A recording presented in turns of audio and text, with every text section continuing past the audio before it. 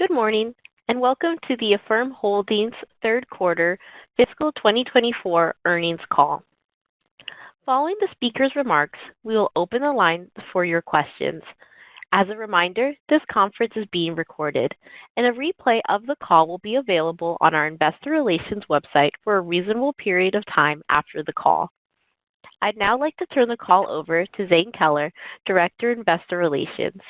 Thank you. You may begin. Thank you, Operator. Before we begin, I would like to remind everyone listening that today's call may contain forward-looking statements. These forward-looking statements are subject to numerous risks and uncertainties, including those set forth in our filings with the SEC, which are available on our investor relations website. Actual results may differ materially from any forward-looking statements that we make today. These forward-looking statements speak only as of today, and the company does not assume any obligation or intent to update them, except as required by law. In addition, today's call may include non-GAAP financial measures. These measures should be considered as a supplement to and not a substitute for GAAP financial measures. For historical non-GAAP financial measures, reconciliations to the most directly comparable GAAP measures can be found in our earnings supplement slide deck, which is available on our investor relations website. Hosting today's call with me are Max Levchin, Affirm's founder and Chief Executive Officer, and Michael Linford, Affirm's Chief Financial Officer. In line with our practice in prior quarters, we will begin with brief opening remarks from Max before proceeding immediately into Q&A. On that note, I will turn the call over to Max to begin. Thank you, Zane. Thank you for joining us today. We're interested in our journey and our mission. As you can tell, we're trying something new, a pre-market open earnings call, live from New York in our awesome remote work be damned, very well-attended office in Manhattan. We're excited to see some of you in person later this week. But for now, as you can tell, we had another excellent quarter. I think it's all in our note. So let's jump straight into Q&A. Back to you, Zane. Thank you, Max. With that, we will now take your questions. Operator, please open the line for our first question. All right. Thank you. Our first question comes from the line of Rob Wildhack with Autonomous Research. Please proceed with your question. Good morning, guys. Maybe one on the quarter and then one bigger picture question too. But nearer term, the slides called out that the majority of the benefit from pricing initiatives will be realized by the end of this fiscal year. That all makes sense. But wondering if you could quantify how much the pricing initiatives have been helping volume growth in recent periods.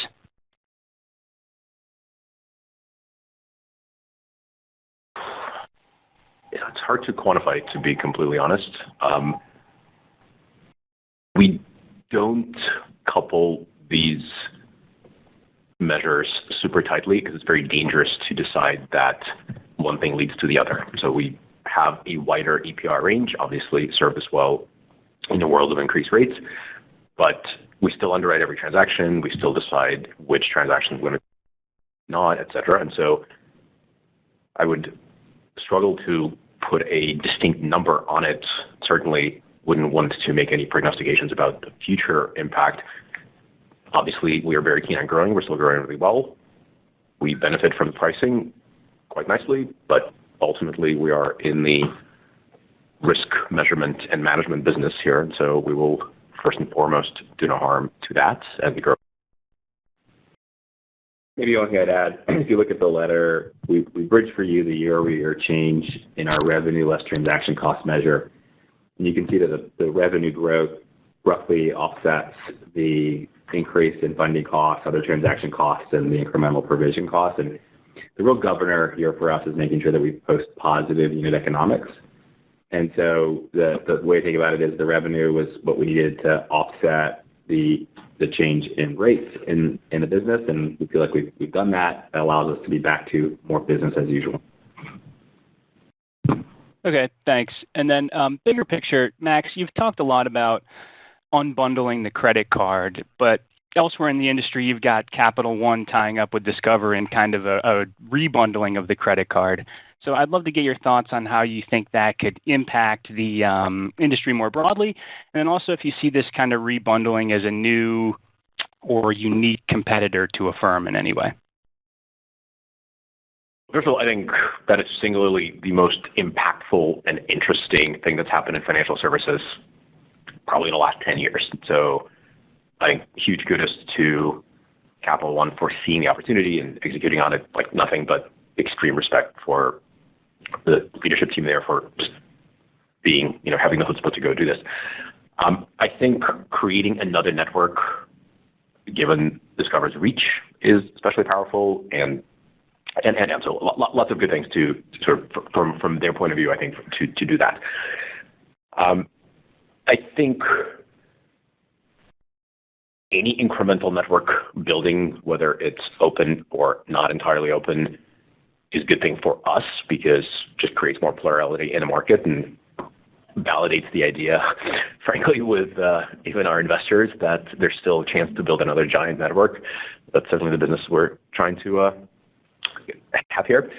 I'm not sure the products that are intended to run on top of the newly, whatever the name is going to be, Discover Cap One network, is meant to be any different from what happens currently on Visa and MasterCard.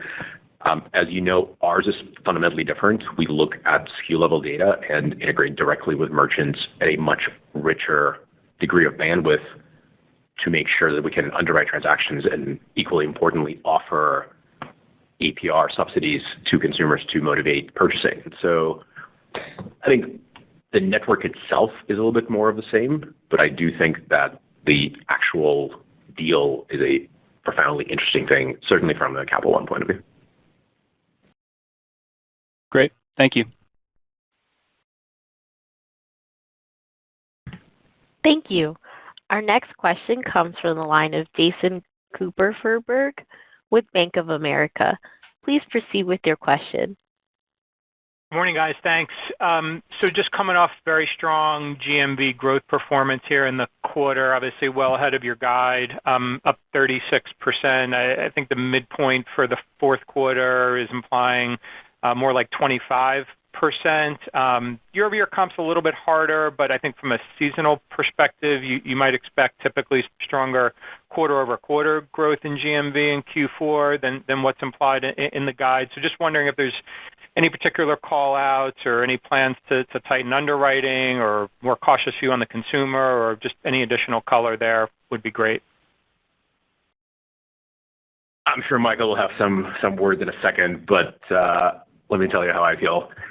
We don't run the business on a quarter-by-quarter basis. It is just a fundamentally wrong way to look at a payments company that wants to be around 100 years from now.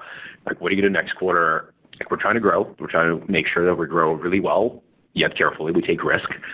But most importantly, the fact that we have a forecast to share with you or a guide to share with you for next quarter has fairly little impact on our planned growth initiatives on some randomly chosen time boundary that is not measured in quarters. So I think it's just really important to know that I certainly do not think of Q4 numbers from a growth point of view. Like, you definitely care about other numbers like risk, et cetera. That's really important. But growth is measured in years, and that's certainly how we think about it from the product point of view.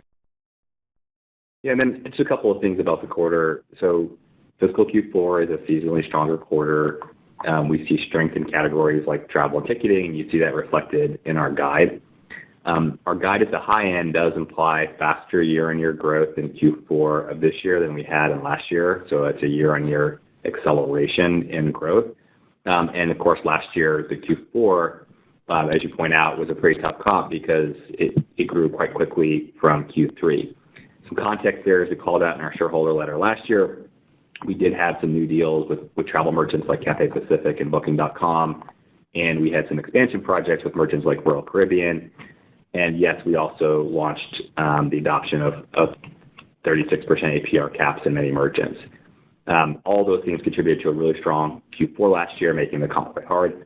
If you look at a 2-year growth rate, the high end of our guide implies about 58% growth, which is a slight decel from Q3, but really isn't all that material. Okay. No, that's good. That's good color. I wanted to also ask just on Affirm Card. I think it said in the shareholder letter that the recent cohorts are actually using the product more than some of the initial cohorts. I think conceptually we might have thought that the early adopters would kind of be the heaviest users, but just curious to get your take on that, Max, and then just any thoughts you guys might have on how card GMV might trend in Q4. Thank you. So great question. And that is definitely something that I keep a much closer eye on than even quarterly measure. This is a day by day, week by week. My last conversation before I walked into this one was with one of our card leaders right outside this room, so just to give you a sense for where I spend my time. So you're totally right. It would stand to reason that early adopters would just convert and put our card top of their wallet and go, and you should see some normalization. That has not happened. I didn't necessarily predict it that way, but the reason for it is simple. I didn't say it, one of the analyst notes said it, but it's a unique product. Every time you launch a unique product, you are teaching the market, or teaching the consumer anyway, a bunch of new modalities that they have not experienced yet, which is, for some people a fool's errand, and for some people, a vision that they're trying to pursue. And I hope I'm in the latter, but perhaps sometimes in a former category too. As you offer the product to the market, you get consumer feedback, and we have, a million cards out there now with lots and lots of feedback, and some people love it, and some people have issues, which we're very attentive to. The last quarter, we launched uncountable number of tweaks and fixes to the user interface, most importantly, and just made the card more and more comprehensible and easy to use and easier to understand, and just eliminating surprise user experiences and so as we do that, we find another 3 points of usage where people say, oh, okay, so now I get what I'm supposed to do at a gas station, or now I'm supposed to do this in a restaurant. And these are real examples. Like a restaurant, pay later mode is a little bit trickier because you might leave a tip, and so the number you see on your bill is not the same number, et cetera. And so as we just go and make the card smoother and smoother, we find new usage. That's why we think the usage increased. One interesting stat, we were roughly 6% pay now. Last quarter, we are closing in on 10% pay now this quarter. Still, incidentally, those are not top-of-wallet numbers. That's still climbing, but that's a really good clip, and we're going to keep growing until we get more. We think there's a lot more consumer spend to capture from the card, and that's certainly what we are aiming for. Thanks, Max. Thank you. Our next question comes from the line of Dan Dolev with Mizuho. Please proceed with your question. Hey, guys. Thank you for taking my question. I just have one question. With rising interest rates, I'm actually surprised to see how resilient GMV is and margins are going up. What is driving this resiliency? I mean, it's pretty amazing to see that. Thank you. Thank you. That's a very nice compliment. So we've said it before. I sometimes tweet about it, but I'm not sure people read my tweets. Maybe a good thing. Higher for longer is okay with us. We are not super rate sensitive so long as rates move in subtle increments. 25 bips up or down just doesn't change our cost of capital in a dramatic way. And our resilience is not a secret. It's just the fact that the business isn't ultimately all that sensitive to minor rate movements. I think other lending businesses behave differently. Ours has this really nice property where we are just not that rate sensitive, and we are very, very comfortable operating the business at this growth at the rate that the Fed has set for us, and we'll continue growing without rate cuts. Thank you.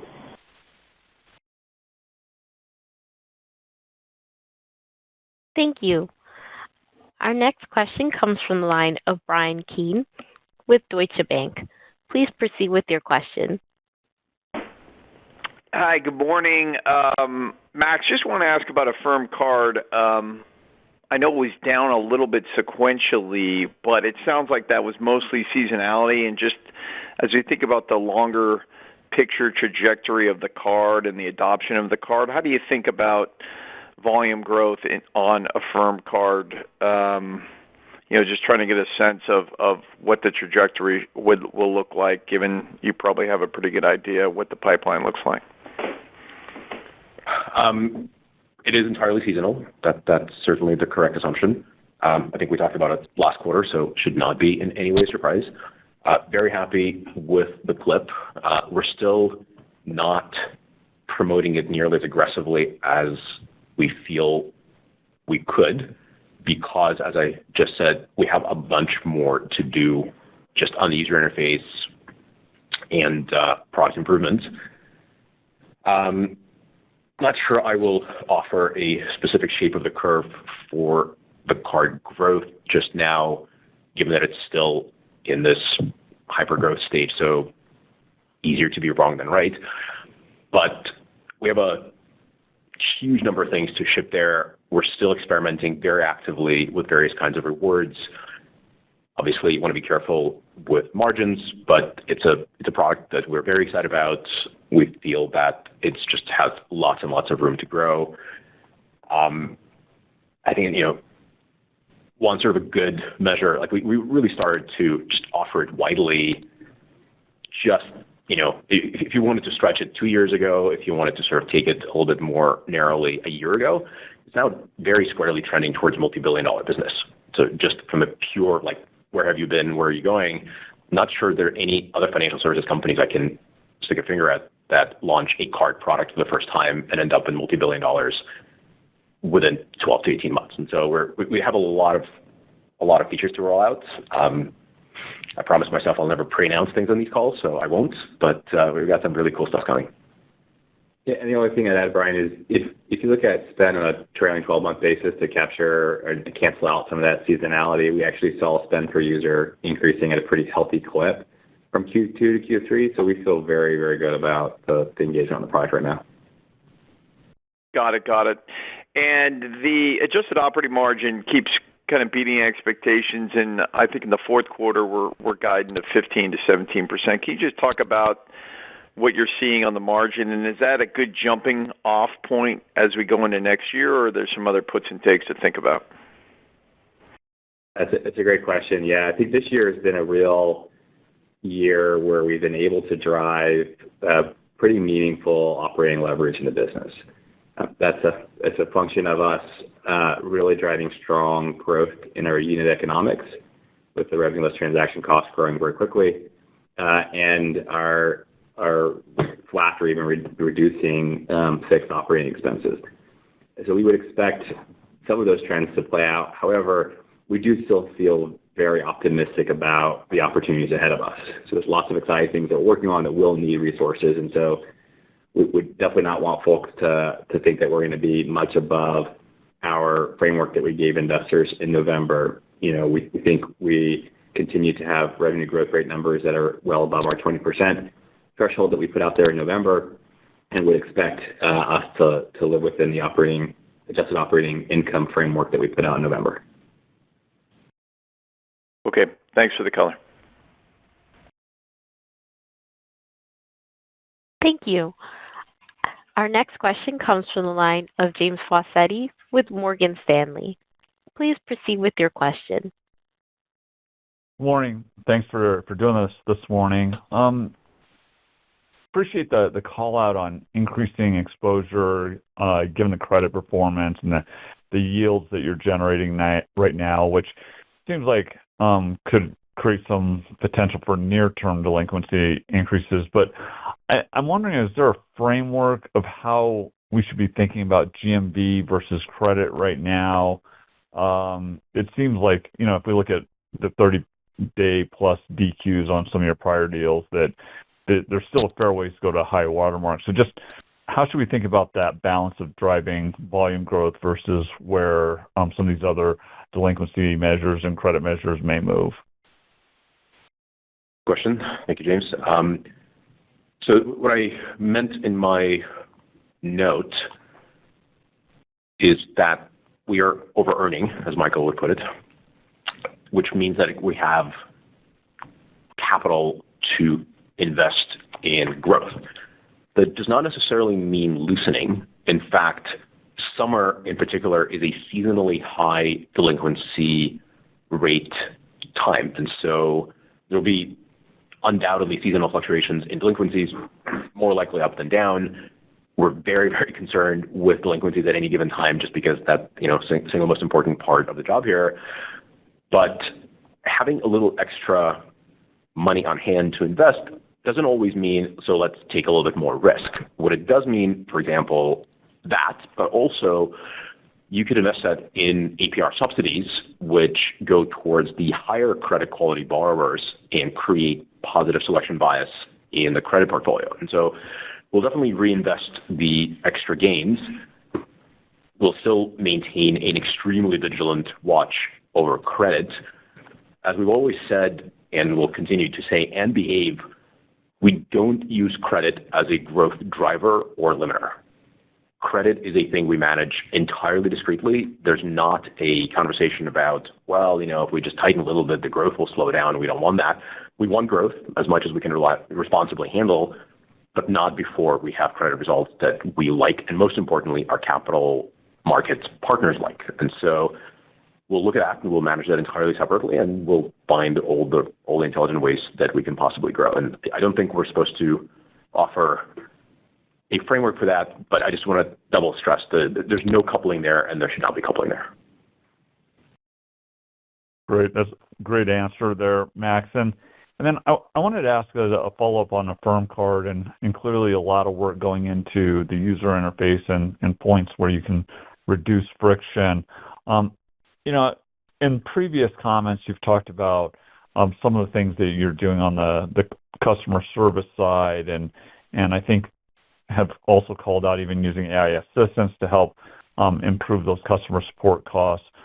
Just want to hear from you where we're at on that process, and kind of what are the additional things that can be done to bring down cost of support versus reducing upfront usage friction, and where you feel like you're at on that process. A great complex question. We could spend the next 30 minutes diving into all that stuff. That's what I like talking about. So on the card, I think I mentioned this before, so it shouldn't come as a surprise, but we have a whole, we think of these things in work streams. So we have a work stream called SUX, Surprise User Experience. And the card is a new product, as I mentioned just now, and there's plenty of surprises that we do not want our consumers to have with the card. And so we've been very, very busy just polishing the rough edges. And that's a long list, and if you use the card, you will see what we've done there. Some of it is very apparent, some of it is a little bit more sophisticated, but just to give you like a glimpse into this, because the card sometimes runs over Visa rails, sometimes runs over our own, there are situations where you have to match a transaction when somebody, for example, wants a partial refund, et cetera. And so just the logic around transaction matching going back sometimes 30 days, et cetera, is fairly complicated. And the more intelligent you are in transaction matching, the better you can serve somebody who calls you or chats with you and saying, hey, this transaction, I have to cancel it, showed up not as described, I have a chargeback, whatever. If you know exactly what it is, the call will go faster and the consumer will be happier. And so that sounds like a small thing, but it's a major cost reducer, for example, and there's like 3 dozen more where they came from. On the AI side of things, because I'm always terrified of sounding like too much of a nerd, because I am, we try to make sure our AI strategy is technology that is, real versus PR, which is what we're encountering a lot in the industry right now, or at least pure PR. And so we've been, generally speaking, fairly quiet and dismissive about it. But we've been investing really heavily in this idea that most, certainly Gen Z consumers, really love chatting versus calling, and they have no problem chatting with an AI, especially if the AI is intelligent. There's lots and lots of really complex things. One is obviously everybody sort of knows hallucination is a thing in AI, and you have to be very careful. But there's a bunch of really smart solutions that people in the industry have come up with, us including, where hallucination is not a problem, and we can very, very quickly satisfy a query, certainly around a question, what do you do, or what's your policy, or what do I do as a consumer if I have an issue or a problem, et cetera. And that's been working really, really well. And it's very early. Like we expect to do a lot more there. No one has yet to lose their job to be replaced by a robot at a firm, so that's not a short-term cost saving. But in terms of our ability to scale our customer service and sort of base as we employ AI more and more, that's certainly going to be a saving over the next 1, 2, 3 years. We expect for consumers to always be able to reach a human. I think that's really important. But by the time they get to the human, they want to hear someone who's an expert, who has a really deep understanding of what's happening with that particular account, that transaction, whatever dispute or question they may have. And you can pre-work a lot of that with AI. And so that's where we're spending a lot of our cycles, and super excited about that. Again, we try to not talk too much about it because it's just the cacophony of everybody being AI powered is a little too loud right now. But it's a really exciting tech, and we're super thrilled to deploy it. Thanks for that.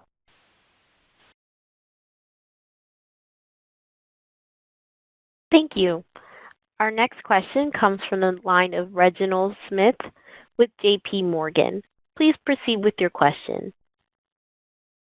Hey, good morning, and congrats on the quarter. I had 2 questions. The first, and I'm not sure if you guys have disclosed this, but I was curious if there's a way to talk about like where you're seeing the Affirm card or the type of customers resonating with within your base. So thinking about income or credit band, is there a way to kind of talk about that where you're seeing traction in particular in any given segment? And then I have a follow-up question. Thank you. Good question. Obviously, this is essentially a transaction card or a transactor card for a habitual revolver. I think that's probably the best way to describe the near perfect product market fit with a card. We have all the expectations and designs to address many other bands of credit, but the idea of someone saying, I don't want to be in debt in a way that I can't predict. I like the ability to finance some things and to not finance others very explicitly. That is the purpose of the card. That's the marketing message. That's the story we tell to our consumers when they say, why do I need another card? And so that is the user. The user says, hey, some things need to be paid over time and some things need to be paid for right now. And I don't want to commingle the two. I'm not going to pay interest on a cup of coffee. And that is the buyer. And that's what we have today. And you can see it in all the stats. Okay, that's helpful.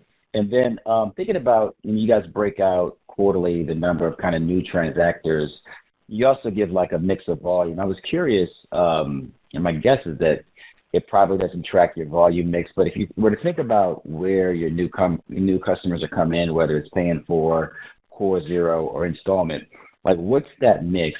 And then the second piece of that question is, in cases or instances where you're not the only BNPL solution on a website, how does that impact, I guess, new user adoption? Is there any slippage or impact from being, I guess, the exclusive BNPL provider on certain platforms in terms of acquiring new customers, if that makes sense? That's a good question. A lot of depth to this. I'll start. My guess is Michael will have some stats that he is willing to share, maybe not.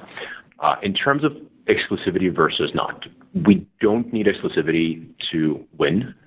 We are very, very comfortable being right alongside other BNPL providers because we offer products that are quite unique. And so wherever adaptive checkout shows up, that is generally speaking what that particular customer base needs. And so our ability to predict what might be best for that user is really good, and et cetera, et cetera. We also have underwritten 50 million people in the United States alone, and so the brand speaks for itself. We are unique, or mostly unique at this point, which is actually to the good, that we don't charge late fees, we don't compound interest, we don't have deferred interest, et cetera. And so our customer knows who we are, they seek us out, and even the ones who don't have an Affirm account yet, there's now a meaning to what Affirm stands for. And I think that it took us a long time to persuade the market that we really are not lying or not kidding when we're saying there are no hidden fees, but it seems to be working at this point.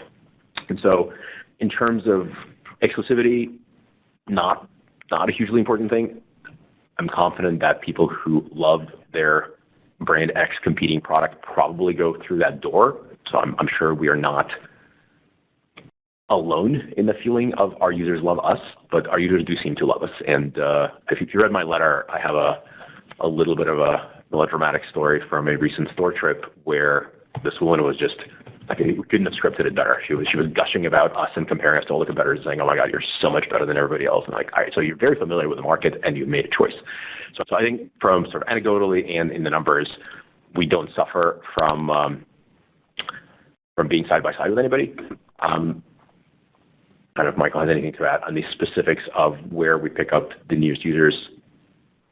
No, I think it definitely tracks where we currently have distribution and the products that we have distributed there. Every time we're shown on a product display page, every time we're seeing a checkout, it's a chance to acquire a user, but also a chance to re-engage new users. The only thing I would add is that it is the case that when we are launched side by side, maybe as a second or third BNPL product on an existing merchant site, we do see higher repeat rates there, and I think that's the power of our network on display. And oftentimes merchants really quickly understand that adding us is incremental because of that. Yeah, actually, one other thing that I should have said earlier, one of the niceties of being as large as we are is our ability to sort of barge into some of the checkouts that used to be exclusive property of another player and say, hey, we're not telling you what to do, but we do have 50 million people we've underwritten that at least a large percentage of really, really like this. You probably should add us alongside the competitor. And I've said it before, and I'll say it again, the first fundraising deck that I've ever put together for this company featured a mock-up, obviously, of a convenience store door that showed Visa, MasterCard, Amex, Affirm, sort of the ultimate goal of this company is to be a brand that everybody just expects in a grocery store door. We're starting to get there. We're not quite there yet. And I don't know if we're going to be there. Certainly not next quarter, just to go back to the we don't run the business by quarters thing. But that is the future we're trying to get to. And we're now in a place where merchants say, well, yeah, I probably should add you guys because there's a boatload of people who want to use Affirm. No, that makes sense, and I appreciate that. The reason I asked is, we've got a lot of questions about Walmart and them introducing their own thing, and I think it's good to hear how you guys compete, just how viable the product is even with a competing brand or button. So I appreciate the color there. Thank you.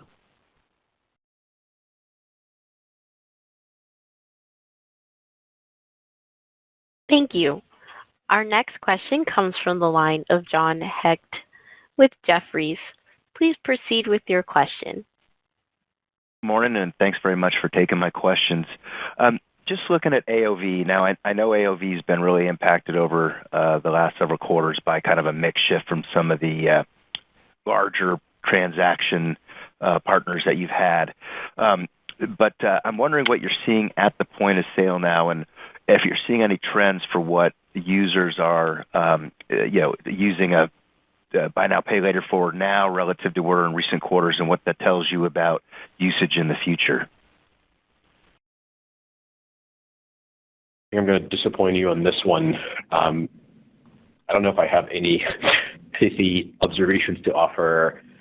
It's important to note that, first of all, AOV trends are pretty stable. Like they ebb and flow based on where we are, and outliers. If you wanted to segment it, which we obviously do, you'd see it correlate to things like who launched was 0% sale and what new something is being sold where. And so it's a bit of it's a ratio to compute, but it's not a metric that is profound to our business. Obviously, generally speaking, I think AOV's trending down, somewhat down, is a good thing. That suggests that people are using us for more and more things that look like daily purchases. Obviously, with Affirm Card, we would want the AOV to be, approaching your typical debit transaction.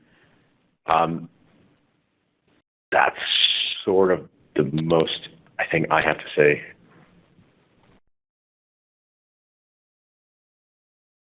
Okay, that's helpful. And I guess maybe product mix. Is there anything going on there that's evolving over the recent quarters that gives you a sense of changing customer dynamics? No, not really. I think we continue to have a lot of ambition to serve as many transactions as possible. I think clearly we have a strong position in the higher average order value, more considered purchases. The trend downward that Max is alluding to is a function of a lot of intentional effort. If some of that shows up in products like the card, where we want to serve as many transaction types, including Pay Now, some of that shows up in the kind of distribution that we're pursuing, which allows us to serve lower average order value, higher frequency transactions. I think not a surprise that as the AOV has moderated a little bit downward, you've seen frequency rising quite steadily. And so we know that the higher, more considered purchases are ones where we have a really strong position in, and we have some continued opportunity in serving up the smallest transaction sizes. Appreciate that. Thanks. Thank you. Our next question comes from the line of Andrew Bach with Wells Fargo. Please proceed with your question. Hey, guys. Thanks for taking the question. It's Lamar on for Andrew. I have a follow-up on the Affirm card, and this one is specific to kind of like penetrating offline commerce and kind of like some of the improvements that you've been making to the card over time. Is there any update that you can provide on, I guess, specific usage as it relates to certain vertical segments, maybe some color on where you're seeing sustained strength, and then maybe increasing strength over time from a use case perspective as you continue to make these improvements?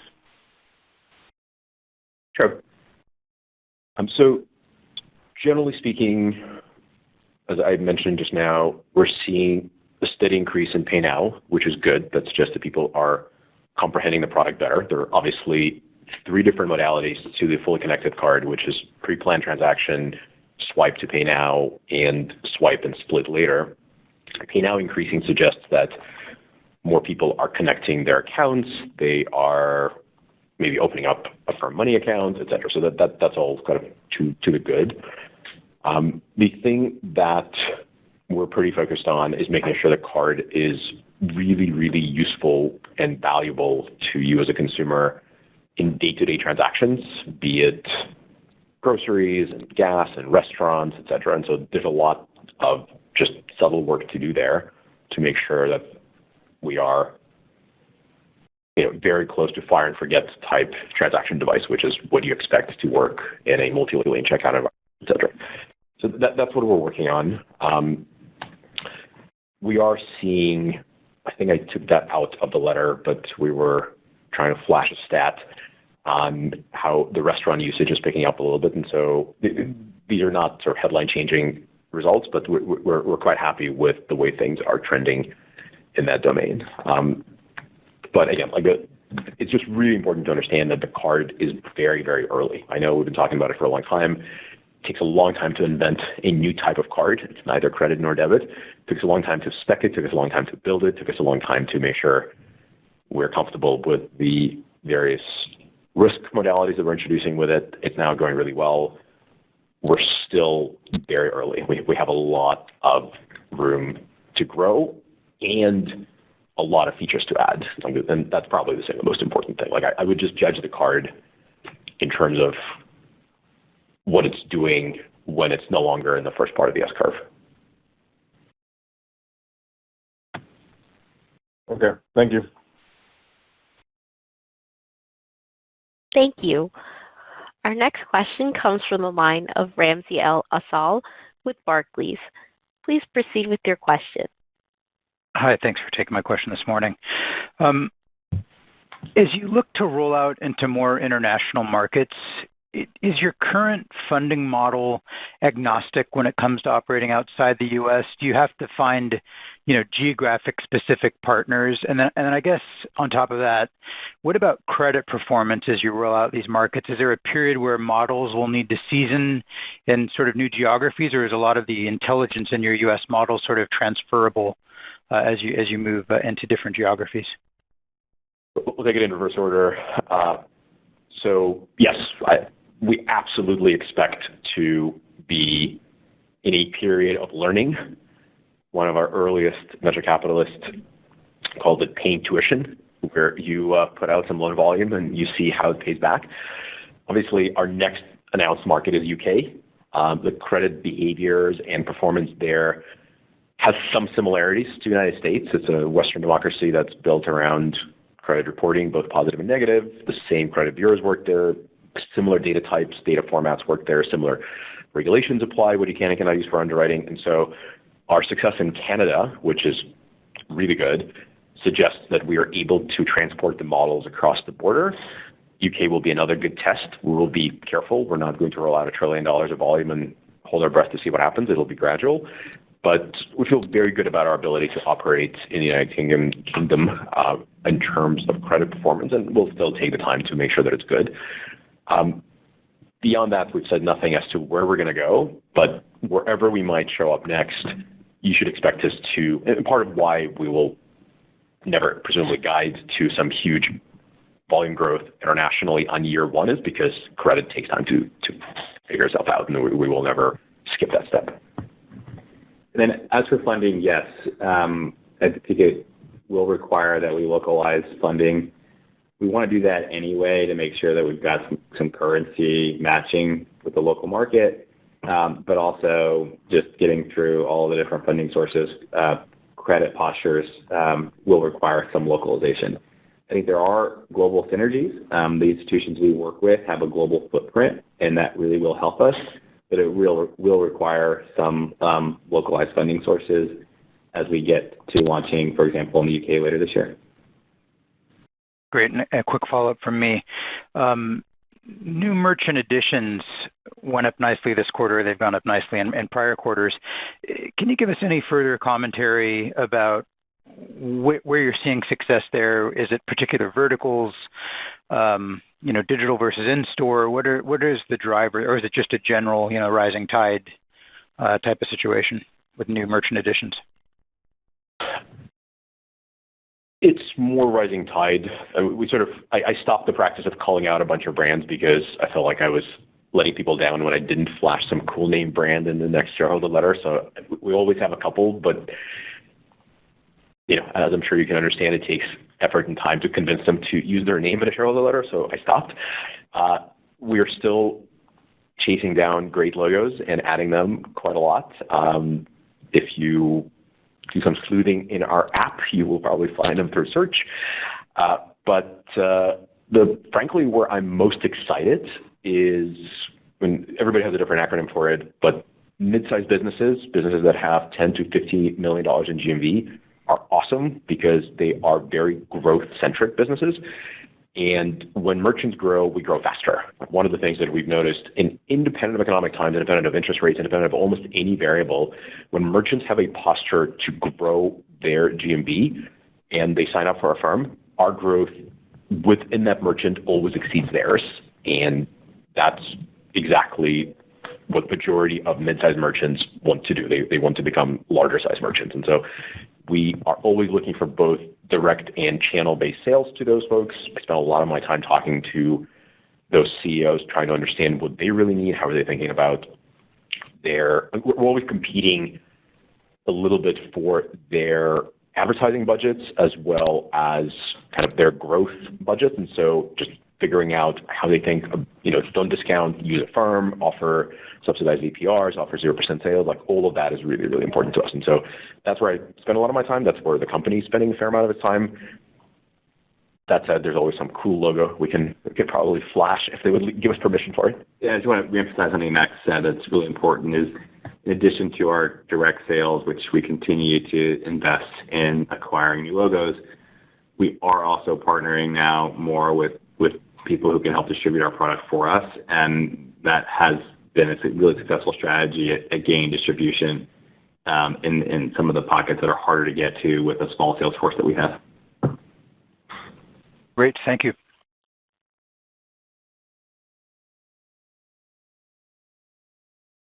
Thank you.